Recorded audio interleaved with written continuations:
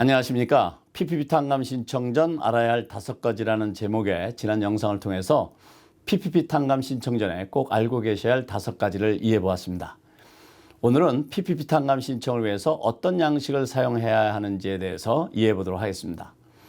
SBA에서는 PPP 탕감과 관련되어서 탕감 금액 계산하는 복잡한 방법을 담은 PPP Forgiveness Application Form인 3508 양식을 발표했습니다. SBA에서 준비한 이 양식은 의회에서 통과된 PPP 탕감 조건 규정을 기초로 해서 만들어낸 양식이었습니다.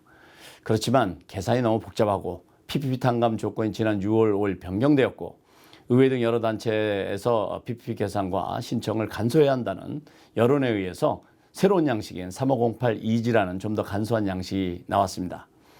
사실 대부분의 스몰 비즈니스들은 이 양식을 사용할 수 있는 조건이 됩니다. 그렇지만 꾸준히 영세 PPP 융자자들이 사용할 수 있는 더 간단한 방법을 요구해 왔었습니다. 그래서 SBA에서는 이번에 $50,000 이하의 PPP 융자자들이 아주 간단하게 탕감받을 수 있는 한 장짜리 신청서인 3508S를 발표했습니다. 그러면 탕감 신청서를 어떤 기준으로 선택해야 하는지를 이해해 보도록 하겠습니다. 첫째, 가장 간단한 양식인 3508S 자격 조건을 먼저 이해해 보도록 하겠습니다. PPP 융자금이 $50,000 이하일 경우에는 3508S 양식을 사용할 수 있습니다. 그렇지만 $50,000 이하의 PPP를 융자한 회사의 관계회사와의 총 융자금 합계액이 $2,000,000가 넘을 경우에는 이 양식을 사용할 수 없습니다. 이 $50,000 이하의 스몰 비즈니스들이 사용할 수 있는 3508S 폼에서는 복잡한 계산이 없고 아주 간단한 기본적인 정보만 기입하시면 됩니다. 특히 주목할 만한 내용은 평균 종업원 수의 감소 또는 급여의 감소로 인한 탕감 금액 삭감 규정을 적용하지 않는다는 것입니다. 그리고 SBA에서는 탕감 금액을 계산한 내용도 제출할 필요 없습니다. 이런 SBA의 안내는 간단하게 말씀드리면 신청만 하면 그냥 탕감된다, 이런 말과 같다고 생각이 됩니다. 물론 SBA는 승인 과정에서 PPP 탕감과 관련된 자료나 계산 근거를 요청할 수 있다라는 단서를 달았기 때문에 관련 자료는 잘 비치해 두시는 것이 좋겠습니다. 이 양식은 제가 $50,000 이하 PPP 탕감 신청 따라만 하세요 라는 영상에서 폼을 작성하는 요령을 자세히 설명해 두었으니까 도움이 필요하신 분들은 이 영상을 보시고 그대로 따라만 하시면 되겠습니다. 여기서 들어가는 내용을 간단히 살펴드리면 회사의 기본 정보, SBA와 PPP 융자 번호, 그리고 융자 탕감 금액을 넣으시고 7개 인증하는 질문에 이니셜 하시고 서명만 하시면 되겠습니다. 여기서 가장 중요한 것은 PPP 융자 탕감 신청 금액에서 EIDL 어드밴스 금액을 빼야 한다는 것입니다. 그리고 PPP 융자 탕감 신청 금액은 이미 잘 알고 계신 것처럼 SBA에서 정한 페이롤 코스트와 넌 페이롤 코스트를 계산해서 탕감 자격 조건을 갖춘 금액이어야 합니다.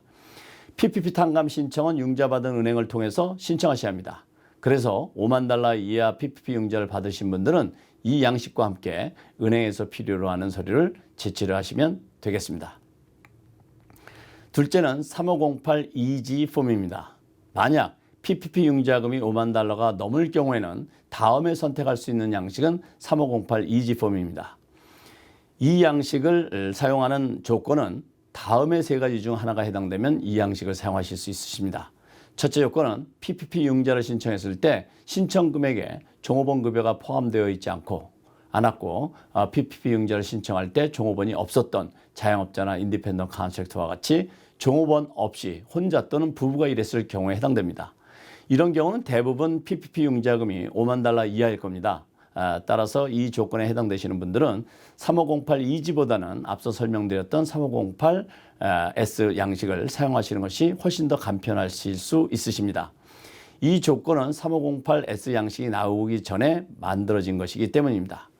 두 번째 조건을 이해해 보겠습니다. 두 번째 조건은 PPP 융자를 신청한 채무자는 2020년 1월 1일부터 3월 31일 사이와 PPP 융자금 탕감금액 계산하는 기간과 비교해서 연봉 또는 시급을 25% 이상 줄이지 않았어야 합니다. 그러니까 코로나 팬데믹이 시작되기 전 금년 퍼스트 쿼터와 PPP 융자금 받은 이후 24주 동안의 급여 지급을 비교해서 팬데믹 시작하기 전 급여의 적어도 75% 정도는 지급했었어야 한다는 것입니다. 숫자로 예를 들어드리면 2020년 1월부터 3월까지 월 평균 총 급여가 1만 달러였는데 PPP 융자 받은 후 24주 기간 동안에 지급된 월 평균 급여가 7,600달러였다면 76%가 되니까 이 양식을 사용할 수 있는 1차 조건은 만족한다는 것입니다.